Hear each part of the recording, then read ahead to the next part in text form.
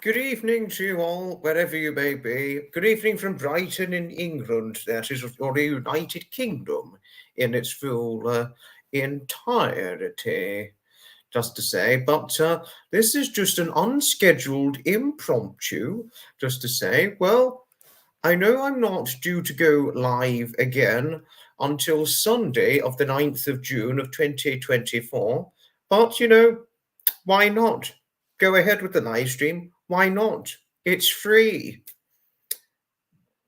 Unless one wants to pay a certain implemented something, which is when it is not free. But this is just an unscheduled impromptu.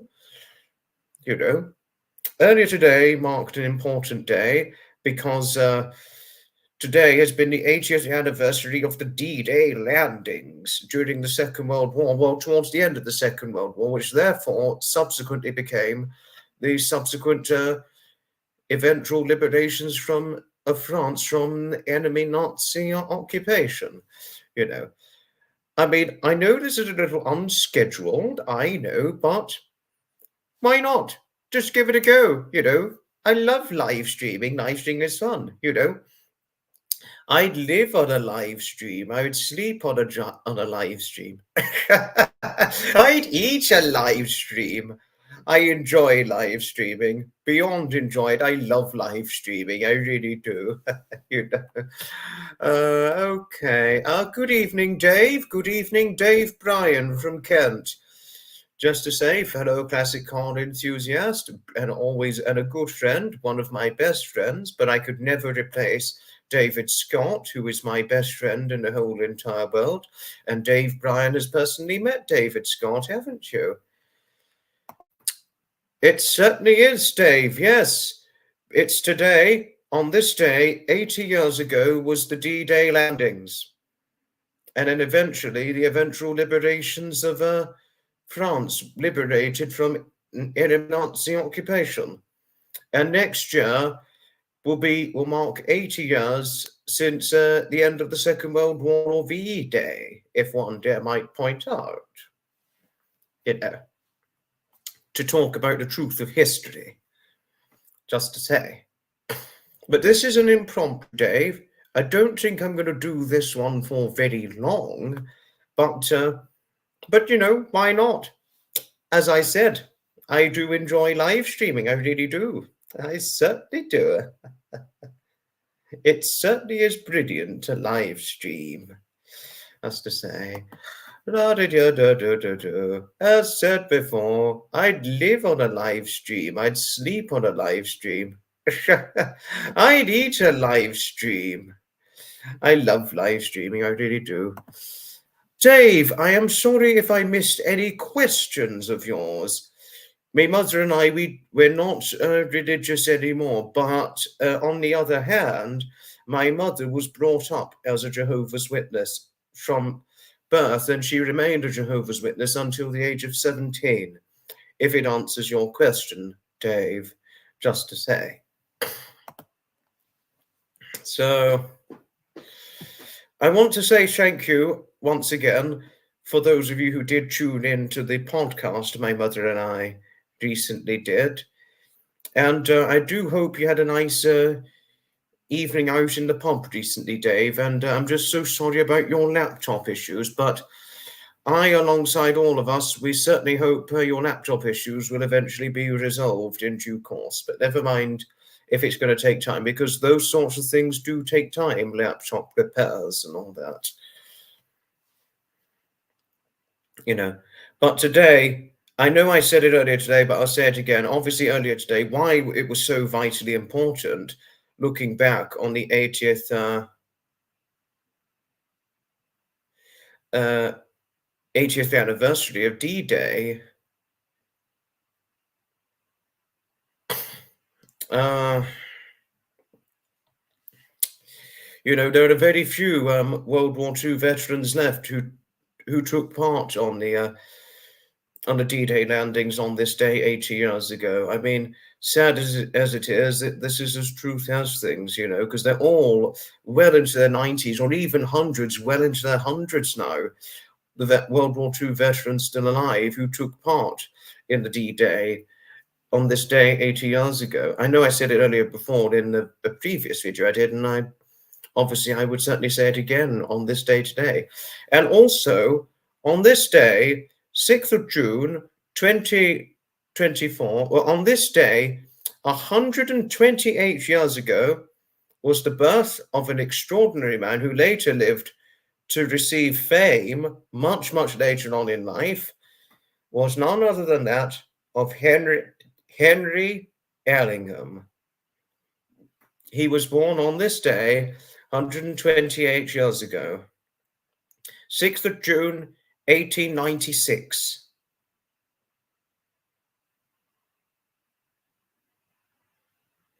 Just to say, 2 years' time will mark his 130th birthday anniversary. So I got a question. What is your mom know of religion? It's been fixed now. My mother, she's not religious anymore, Dave. I did say that earlier on, but don't worry if you misheard. It was when she was a little girl, she was a Jehovah's Witness. She was a Jehovah's Witness from birth up until the age of 17. And she's not been religious since the age of 17. And since she was 17, Dave, she's never been a part of a religious faith. But she's never had anything against religion, but following what she was brought up with as a Jehovah's Witness, which is not a bad religion, but it is obviously a very highly restricted religion where you're highly restrictive with things, not badly, but just part of the religion. She didn't want to be it all her life. Some people like being a Jehovah's Witness, some people don't, that's to say. And good evening, Joseph. Good evening. Joseph, this is very vitally correct, what you said. This is so very, very vitally correct. We certainly are one of the last generations. With me, nearly 23-year-old man, I certainly am one of the last of the generations who will be able to speak to veterans of the Second World War, because they are now well into their 90s, in their early to late hundreds, some even 110. Just to say, so very, very, very elderly, very, very extremely old now, our World War II veterans, if one may point out the fact, particularly those who took part in the war in 1939. They're going to be over 100 years. They've some 105 or older. I mean, gosh, that is one age to reach. Good evening to you, lovely lady dear. Much love and much best wishes to you always, lovely lady. And to what do we owe the pleasure? Ah, Herman, good evening to you, and what do we owe the pleasure always? I'm sorry for swearing and getting your bird all crazy and startled. So sorry about that. Oh dear, it's always a pleasure. Yes. And I do hope your cuddly snake is okay. I mean, I'm sure the snake gives wonderful cuddles, as you so said. Hannah's Adventures. Okay. Hello, Hannah. Well, it's nice to have you on here. Oh, happy 60th birthday to your husband, dear. Happy birthday to him. Right, okay. Now I need to continue with what I was saying about Henry Allingham. Yes, today would be his birthday. It was a hard early life he had, because he lost his father to tuberculosis when he was only 14 months of age. This was back in 1897. So very, very, very long time ago now. So after his father died, his mother went to live with her parents, his grandparents, and her at the time unmarried brother, his uncle. But then sometime in the 1900s, his mother remarried someone called Hubert Higgs. And so after she remarried, they lived in a home somewhere in London, and they were I would suppose, a reasonably happy family, I would believe, So then he grew up, childhood, lived life. Apologies for that. And then he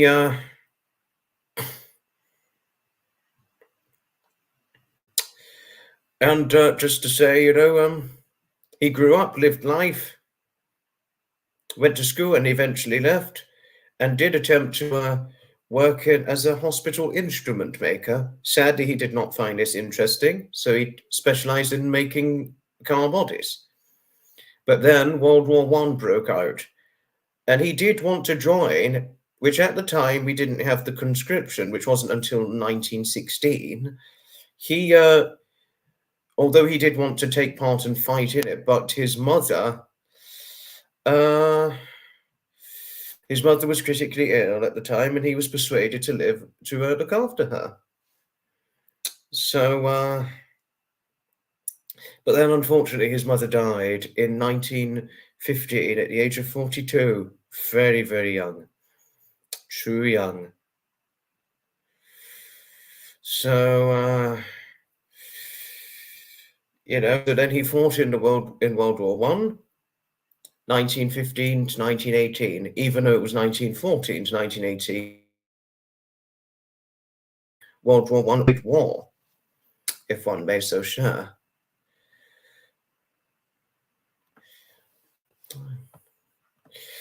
So,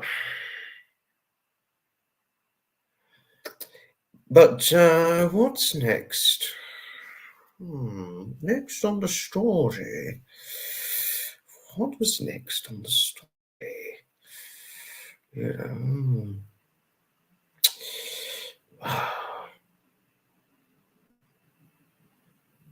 Complicated one. Oh, yes. Now, here we are. I just had to take some time thinking. He then met his love life, Dorothy, in Great Yarmouth of Norfolk in 19, and they eventually got married and remained happily married from 1918 up until Dorothy sadly died in 1970, most unfortunately. So they were married for over 50 years, and the couple had 2 daughters, and they had several grandchildren and several great-grandchildren. Sadly, he lost touch with his eldest daughter after Dorothy died, and he assumed that Betty, the eldest one, had died. In fact, she had not. And but his youngest daughter, Jean, unfortunately died before he did.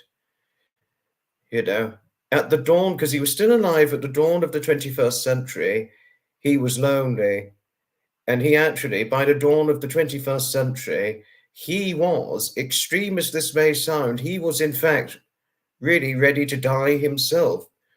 He was then already over the age of 100. He was a loner. His wife had died a long time ago already at that point. He lost his daughter, and he was just on his own, very, very sadly, until eventually he met someone. And there were people interested in seeing him talking about the experiences of World War I. So he accepted the invite, and before he knew it, before his very eyes, his diary was filled with events, talking to people about the events of World War I and the horrific tragedies of it all. And at some time, I don't know when, he must have been sometime in the 2000s, he rose to fame because of being one of, not at the time, not then, but one of the last surviving World War I veterans at the time. But he came to the 90th anniversary of when World War I started in August of 2004, then 108 at the time, because he was very old. He was still living at home at this point, because he didn't move out of his home until May of 2006, shortly before his 110th birthday. Because of his failing eyesight, it was best he had to go into the blind veterans care home. He wasn't blind, but his eyesight was just not as good. It was just failing as he got older, which can sadly happen to a lot of people when you get to a certain age, just to tell you all. So that was it. So he resided in a care home for the last few years of his life, and but was still in reasonably good nick to attend to talk about the 90th anniversary of the Somme, which was the 90th anniversary 2006. He was then 110 at the time, not 1916, but 2006. He featured in a documentary, The Oldest People in the World, but was not released until 2007. And eventually, by 2008, then at the age of 112, marking the 90th anniversary of the end of the Second World War and the signing of the armistice, 112, he bravely struggled to rise from his wheelchair to place the commemorative wreath himself to mark the end of 90 years of the armistice and the end of World War I. And he was one of very few last World War I surviving veterans of World War I, alongside Harry Patch and Bill Stone, who were 108 and 110 at the time. But then, very sadly, but 2009, time of his 113th birthday, he became the oldest living man in the world. But very sadly, he died shortly after he held that crown, sometime after turning 113. And that by that point, Bill Stone had died months earlier. And then a week after his death, Harry Patch died, which therefore all the surviving veterans of World War I had sadly died by the summer of 2009, all due to very, very old age, you know. So this was the life of Henry Allingham, if I may so share. Now I've finished the story I had to share. Your pet had feathers in his flap. Had to put a dark sheet over the... That's a funny one. Howdy, howdy, Zev. Howdy, howdy. Ah, hello, Nebula. Hello, hello, hello. Good evening to you, old friend Arbiter. Good evening to you. Ah, good evening, Trevor. Trevor, this is just an impromptu live stream, just to say, just an impromptu. I won't do it for a particularly long time, but, you know, as you would say, why not? It's free. Why not give it a go? Lover of London, good evening. Ah, Claudia, good evening to you. Good evening, lovely Claude. Good evening. Good evening, Maureen. I am sorry if I didn't acknowledge you soon enough. Ah, Sandy. Hello, hello, hello to you, my wonderful lady. It's certainly most wonderful having you on the live. Hello. It's just an impromptu, but I thought I'd just do it all the same. Thank you, Nebula. Thank you. I'm the same, Ria. I too am very, very much the same, if I may so share. Hello to you, Diane. Hello, hello, hello.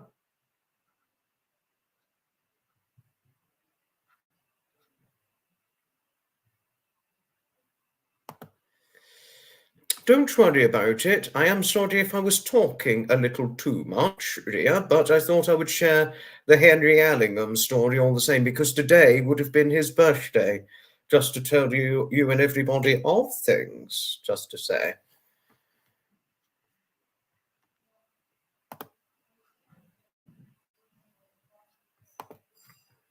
Thank you, Diane. Thank you for the compliments about my mother. Thank you.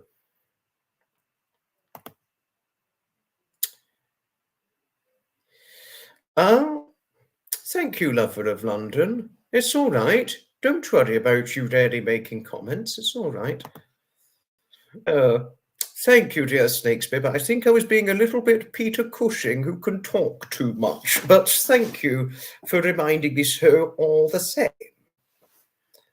if I may so share.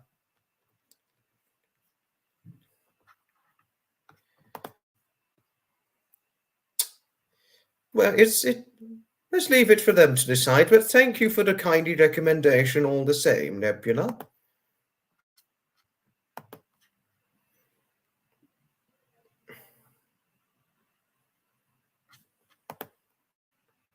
It's okay, Ria. I think it was my fault for... I know you said you defended my actions, but it's okay.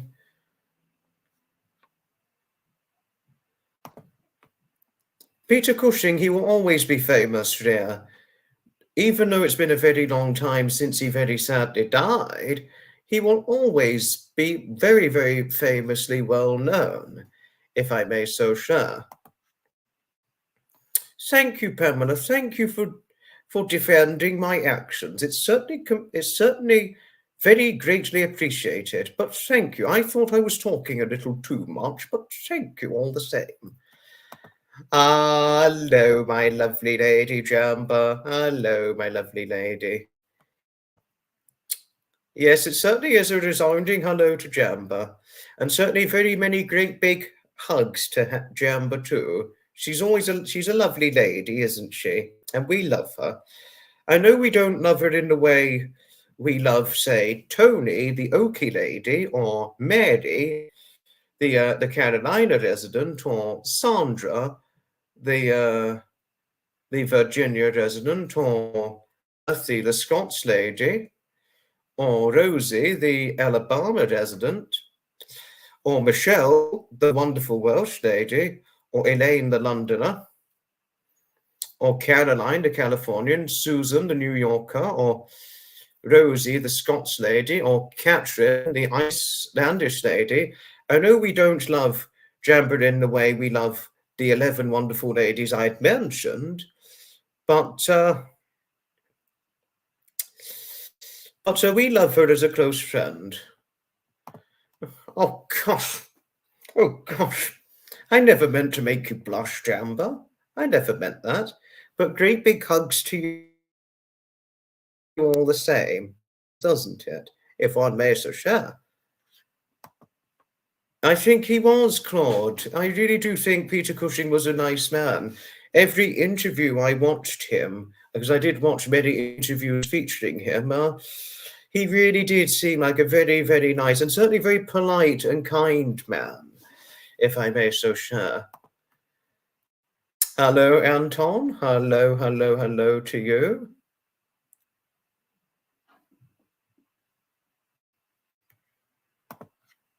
His late wife's name was Helen, Peter Cushing's late wife, just to say. But unfortunately, Helen died a very long time before he did, and the loss of his wife had a very, very huge, profound effect on him mentally, I'm afraid, as one could imagine. Poor Peter.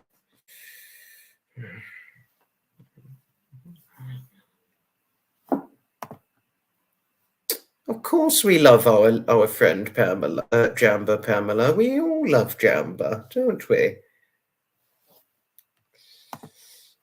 I know, Nebula. Yes, Dracula certainly did not like Peter Cushing. That's the character Dracula.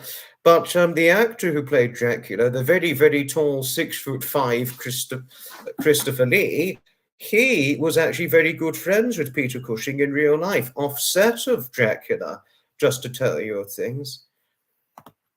I know, Pamela, yes, Peter Cushing certainly was devoted to his Helen in the very comparable way to how my grandmother Anne was devoted to my late grandfather Edmund, in more or less same sort of way, if I may so point out.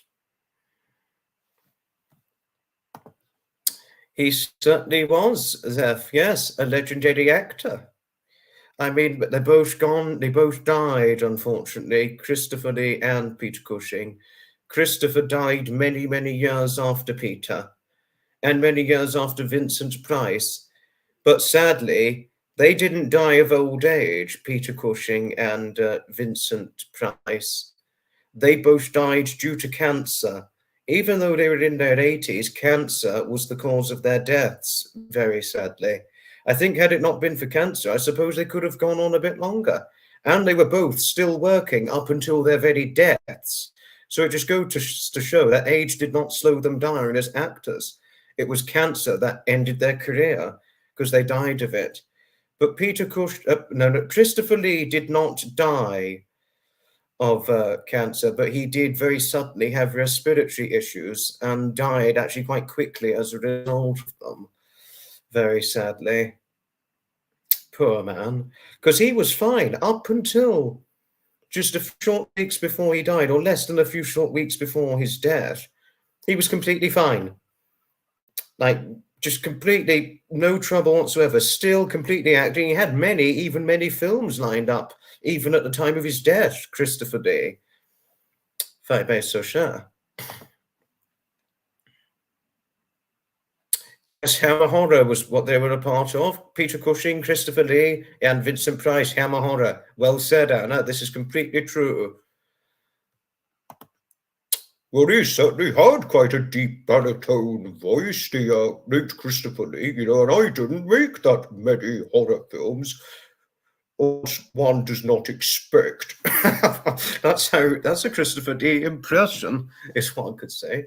What could Peter Cushing could have done? I've done several Hammer Horror, but I didn't make that many horror films. Oh, Maureen, thank you. Thank you, Maureen. That's extremely nice of you. I couldn't thank Graham and Fiona enough. I really couldn't. They are just so they're one of the greatest friends anybody could ever ask for, if I may so share. I mean, I cannot tell you how fortunate I feel now. I'm really grateful to finding out about Graham. I really never thought I could have encountered such people like Graham and Fiona. But when it happened, looking back now on the 7th of May of last year, it's now one of the happiest days of my lifetime, which was the day I first found out about Graham and became familiar of him and Fiona. And months later, as I heard from him on and off, eventually led to a big friendship, and now friends with lots of you from their community. I couldn't be more fortunate to have you all from Graham and Fiona's community and Trevor's community as friends, if I may so share. I've had people say similar things to me, just to say, I do like to research things, Rio, I really do. I've always enjoyed researching things since a young age about famous people, not just actors, but other famous people and other historical events. I've been interested in history since I was about 10, 11, something like that. So I've been interested in history for a long time, if I may so share. Nebula, as I was just saying to Ria, I've been interested in history for a long time, just to say.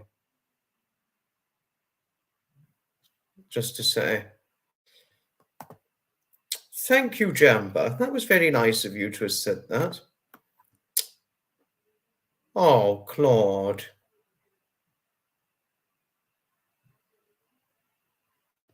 Oh, lovely, lovely Claude. Claude, you are just lovely. You know that, don't you? You're a good friend, and we're fortunate to have you.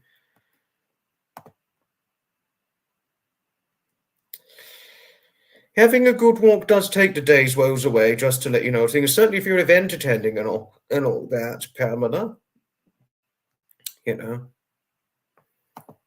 Oh, Zeph, Zeph, who couldn't love you as a good friend? You're always so lovely to everybody. Thank you. Thank you very much for the kindly sentimental philosophy, my lovely lady. Thank you. Fu Manchu. Oh, he'd be barred from playing it. Oh gosh, I would have thought he could still play it if he was still alive as of now. But interesting you stated this, Anna. Well, that's an interesting idea, Ria. I mean, at some point in the future, I will need to do a video talking about my review of what I thought of the 1953 movie Genevieve. But that won't be the first review. I'll do a review talking about a series I enjoyed watching up until its finale recently. But most of you don't know this series. But when I do the video talking about my review of it, well, find out what it is. You will certainly find out what it is. It's a show don't tell moment. Susan. Susan, I just mentioned you earlier on in the live stream. Susan, I mean, one of my most favourite friends who I've encountered through Graham and Fiona. Hello to you, lovely. Thank you for the nice things you had to say towards my mother. My mother says it was lovely encountering you too, Susan, and she thanks you for all the nice things you had to say towards her. Susan, if we're ever over in New York, please feel free to have a nice lunch or a meal with us. Do feel free to do so. That's if my mother and I are over in the United States of America in New York and all that. Just to say. It's okay, Susan, it's okay. Even though this is just an impromptu live stream, it's okay for you to have jumped in, lovely. It's certainly completely all right. Not just yet. I haven't checked out Sage just yet, but I have eventually looked her up and looked up her Wikipedia page, but I've not yet listened to her musical pieces. But I have, however, looked her up, if I may so share, Susan. But one thing I will need to get done is listening to one of her musical pieces, and I will tell you my review of it once I've listened to it, if I may so share. Yes, it certainly is a resounding hello to Susan and Anna, dear. It certainly is, if one may so share. Thank you, Maureen. Thank you. I mean, who couldn't love our Susan, if one may so share? Susan's always very pleasant and lovely, isn't she?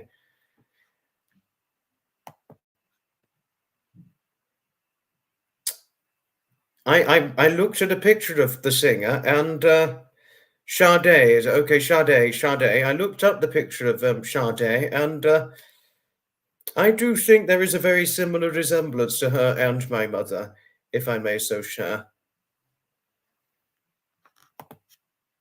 I did find this out here. I was astonished. I mean, she does not look her age, if I may so share. She looks obscenely young for a lady her age, if I may so share.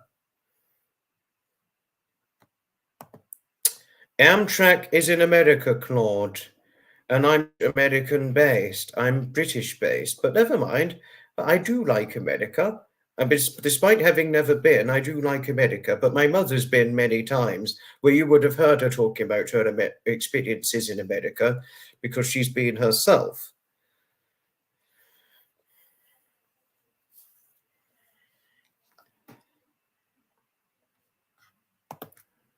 Thank you, Susan. A lot of people don't believe my mother's age. And not only that, Susan, a lot of people don't believe all of her brothers and sisters' ages. Her 3 older brothers and 3 older sisters, they too don't look their ages as well. Because my uncle Robin, my mother's older brother, he's the eldest, he's going to be 60 in 3 years' time. He probably looks like 38, something like that. I have to post a picture of him on the community post one day in the future if I get the chance, or a picture of me with him if I get a picture of him in the future standing with him. And you would not believe how old he is if you were to see a picture of him. Nor would one believe how old my 55-year-old Uncle Derek is. I mean, he's 55 and probably looks, again, like probably very late 30s, maybe 40 max, if I may so share.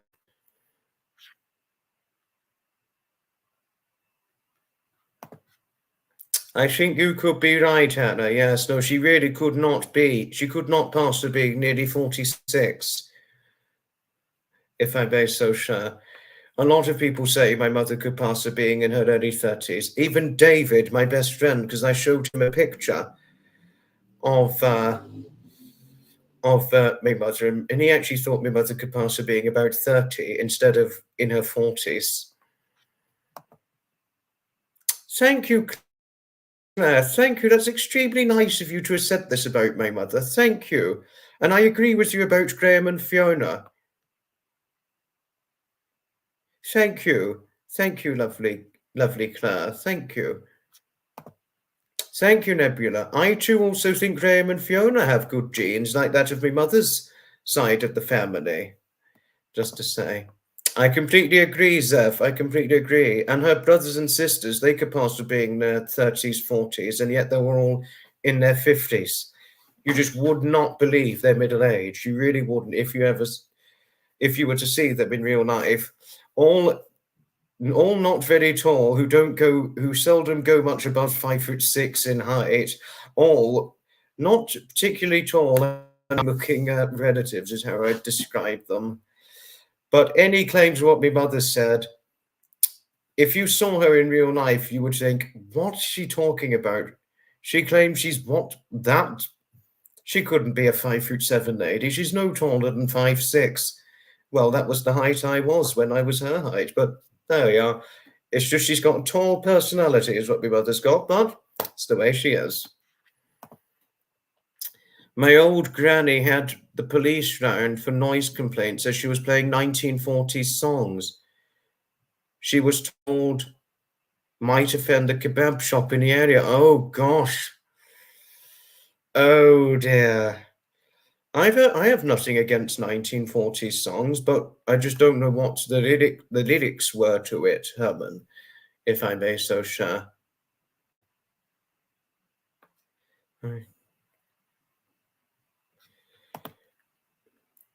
Thank you, Susan. Oh, Susan, it's all right, don't worry. I'm not offended by that. I'm not offended by people saying I look older than my age. I've had this a lot for a number of years now, but it's all right. When I was 18, Susan, I was out and about one day, aged 18. Somebody came up to me and he asked, I was talking to the person, he looked at my face, looked at me, and he said, how old are you? And I said, I'm 18. He said, you're 18? I would have thought you were about 26. What an encounter. Well,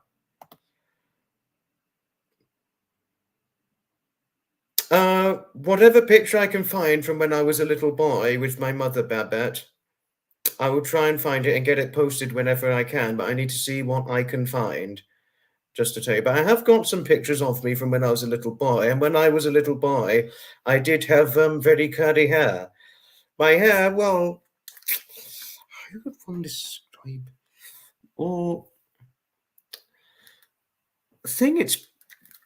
one could say it's partially curly in the front, but just less so as I got older in age.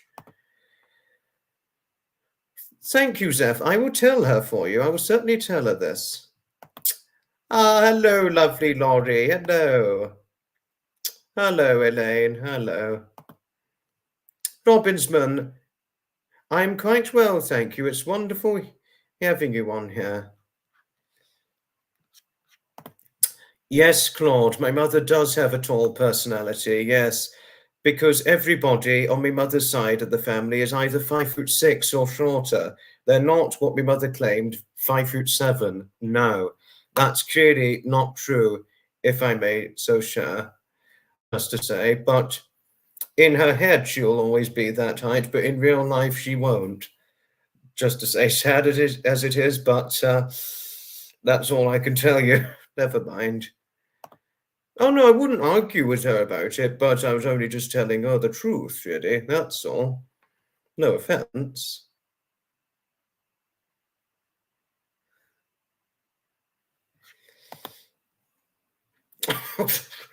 Well, there could be some 15-year-olds who could exploit this idea here. It's a point. I don't go against your point, but be careful because there could be some sneaky teenagers who may have seen this, but never mind.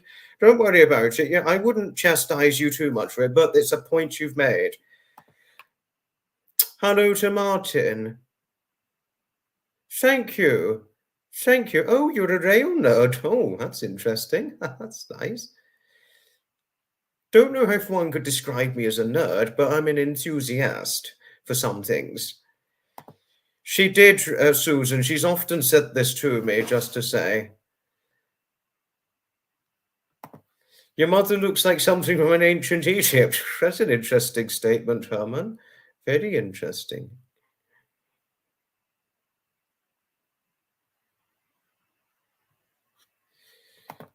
I know you've got a tall personality like that of my 5'6" mother, Anna. Yes, she's got a tall personality, but is not all that tall in real life. Well, if you see the picture of us from the thumbnail, you could see she's actually not all that tall in real life, just to tell you of things. And that was because her head was looking up slightly. But if her head was looking down and my head was at an elevated level, both our heads, you would see she's actually not all that tall in height. But I do know that you have a tall personality.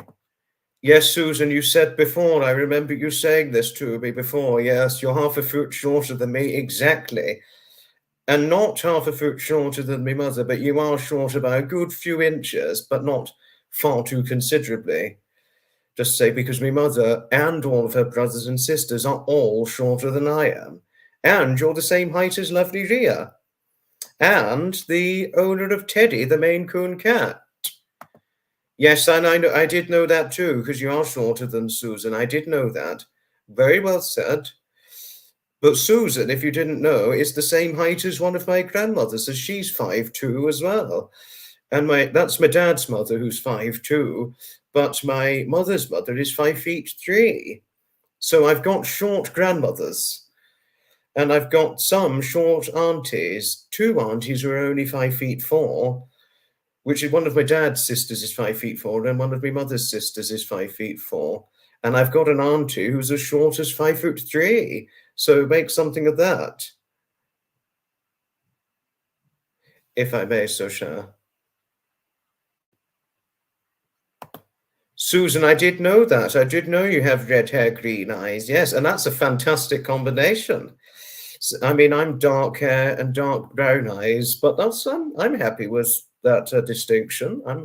I'm happy with that.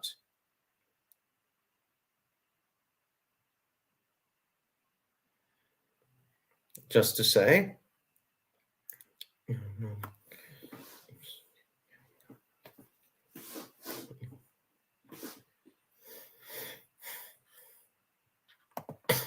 Network Southeast, I think that used to be used a long time ago within the British rail network, Martin, as far as I remember. Network Rail Southeast. The Network Southeast is also a former livery on certain trains, certain British trains, that is, from a long time ago.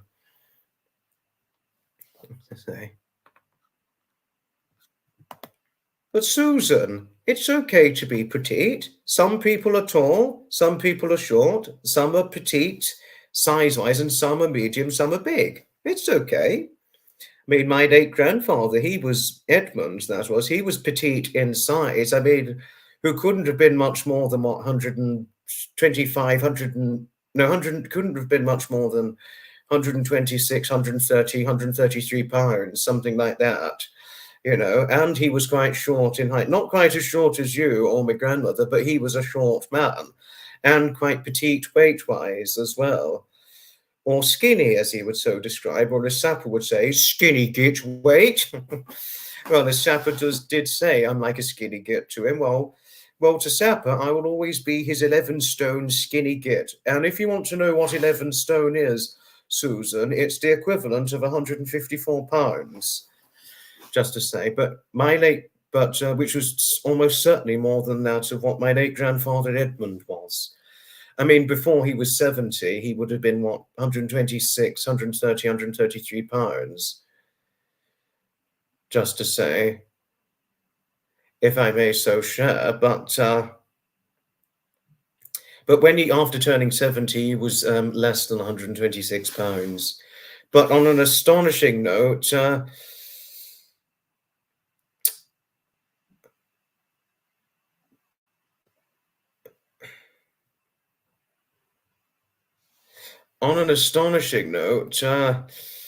if I may so share, but actually it was quite a worry. My late grandfather Edmund, 19 months before he died, he weighed an astonishing 114 pounds, which is the equivalent of 8 stone, 2 pounds. I mean, could you imagine ever being a weight like that in your early 70s? That's 40 pounds lighter than what I am. Gosh. Anna, the cats, they're okay. Daphne and Nixie are okay.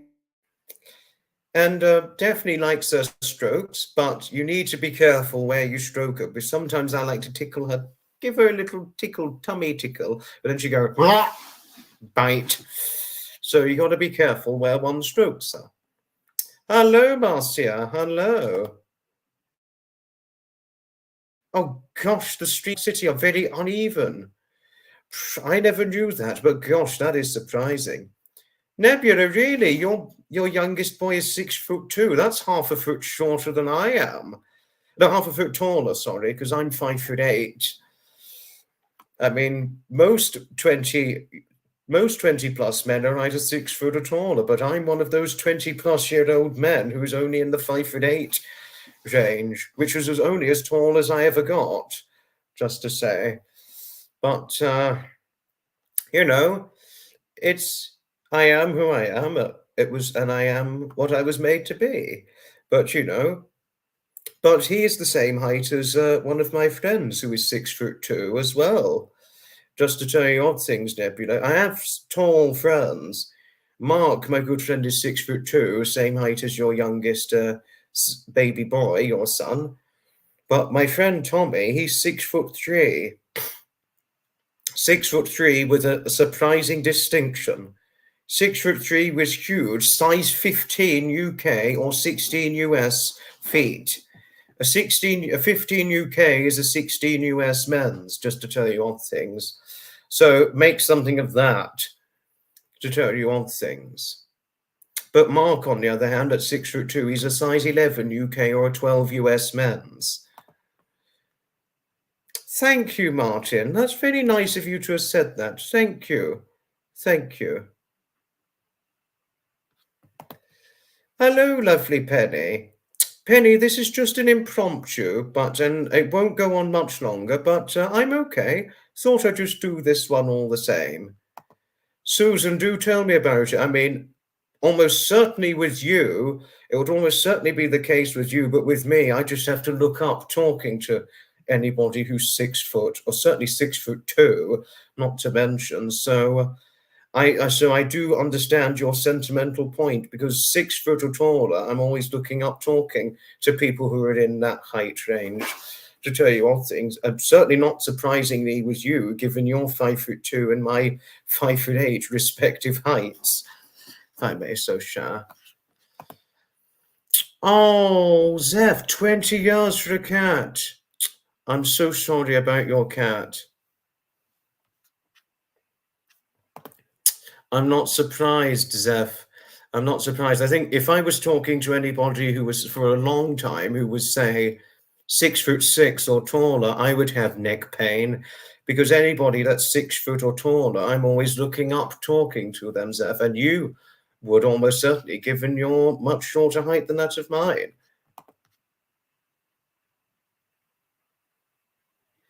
Oh, you're just short of 5'1". Oh, gosh, you're a little one, Claire.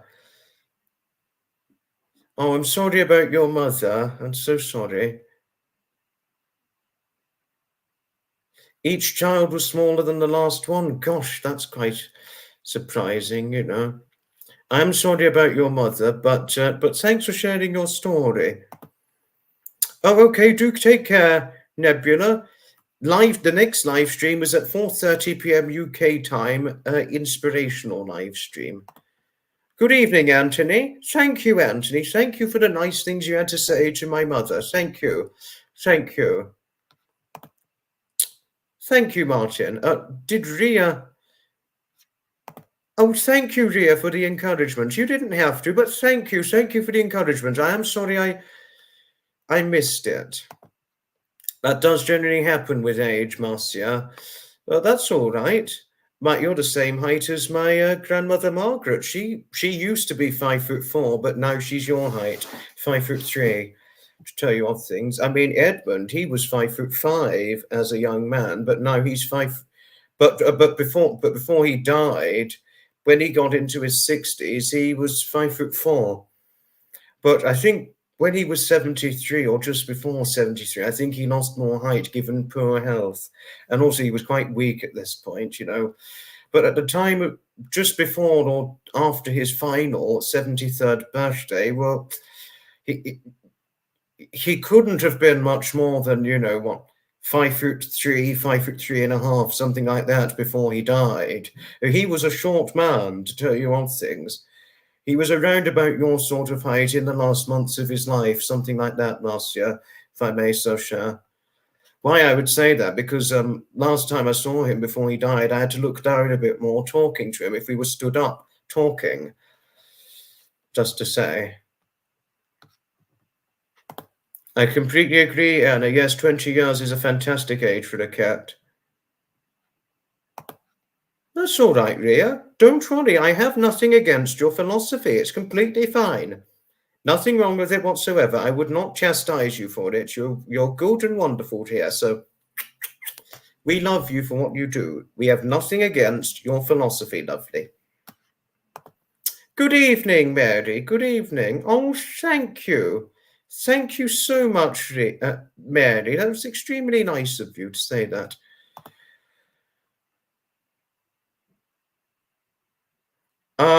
Herman, I think I'm going to finish the live very shortly, but it was nice to have you on here. I'm sorry, Loco Emotion. I am sorry. This was just an unscheduled impromptu, just to say. But I have got a scheduled inspirational live stream for Sunday of the 9th of June of 2024 to tell you all things, just to say, you know. Thank you, Anthony. Thank you. That was very nice of you to have said that. Thank you. It was my fault for making it unscheduled. It's an unscheduled impromptu here, but I was a bit stupid and a bit naughty, and I just did it anyway. Stupid but silly, but it's happened. Oh dear. Sorry, Loco Emotion, for causing you much disappointment. Thank you, Maureen. Thank you. It was very nice of you to have said that. Thank you. Oh, thank you, Zeph. Thank you. Well, I think it was a little stupid of me to have just done this unscheduled impromptu live, but you know, I did it anyway. Thank you, Loco Emotion. Thank you. Thank you for your kindly review of the live stream we did. Thank you. Thank you, Addison. Thank you. That was very nice of you. Thank you for the compliments. Queen Bee, hi. Hello. I am to be finishing the live stream soon because this is just an impromptu and it's not going to last an hour. But never mind. Was Blair live streaming again? Oh gosh, I didn't know. I seriously didn't know. I agree, Susan. Yes, well said. Very well said. Thank you, Martin. Thanks, Martin. That was really nice of you. Oh, okay. I'll try and watch it whenever I can, but I need to see what I can do.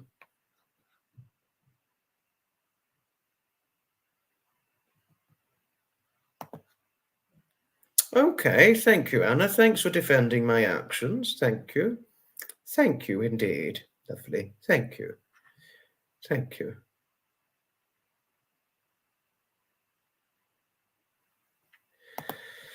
Loco Emotion, I don't have enough time for guests, I'm afraid. Sadly, there's not enough time. I'm terribly sorry. No. But hopefully come the next inspirational live stream, I'll be able to have guests. Oh, okay. I understand, Pamela. That's all right. Okay. I understand. I understand. I'm sorry, Loco Emotion. I'm sorry I cannot have guests today. There's not enough time this time. And it's just not the right moment this time. Nothing's happened, but I just cannot do it this time. But come the next inspirational live stream, or if I do it impromptu before the live stream, well, hopefully I'll invite a guest. But I shall see. I shall see.